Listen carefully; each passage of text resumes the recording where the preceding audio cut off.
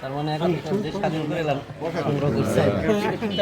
আমরা পিতার নাম টাকা পাওয়া যায় তো খালি শহীদ দেয়া লাগবে এক রকম জুনুব এখন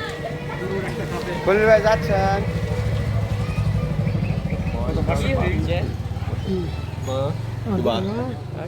জামাত ইসলামের দাওয়াতে কাজ না জামাত ইসলাম এ খারুল সলমান তো ছোটটা বড় ওই তো পুরা তোমার বেশি হয়ে গেছে দেখো আমার এই দোস্ত সবাই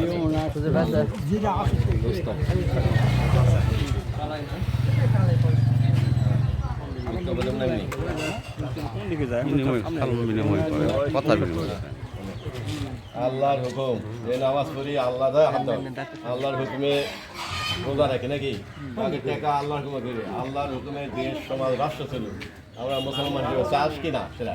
আল্লাহর হুকুমে সব চলুক করা লাগবে এই জন্য জামাত ইসলাম আমরা দাওয়াত কাজ করে বেড়া উচিত এটাতে সামিল হওয়ার জন্য সালাম আলাইকুম ভাই ভালো আছে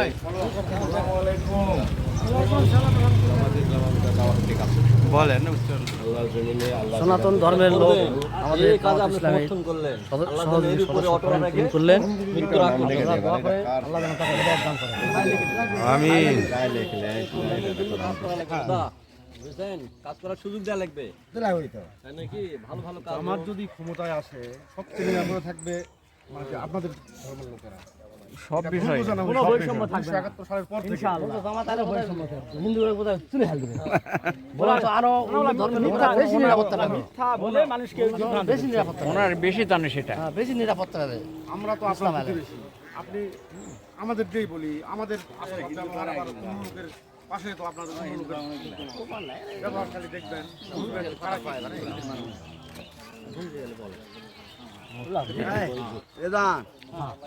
তাহলে কি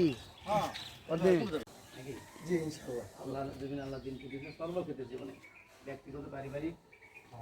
সামাজিক রাষ্ট্রীয় আইন কানুন সর্বদিক থেকে সব জায়গায় যেন কোরআনের আইন চালু হয় এবং সৎ এবং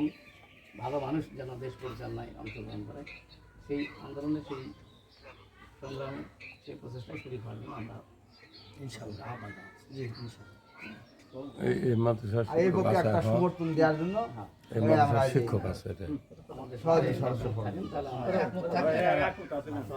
আসসালামু আলাইকুম ভাই কি দেন লিখে দেখ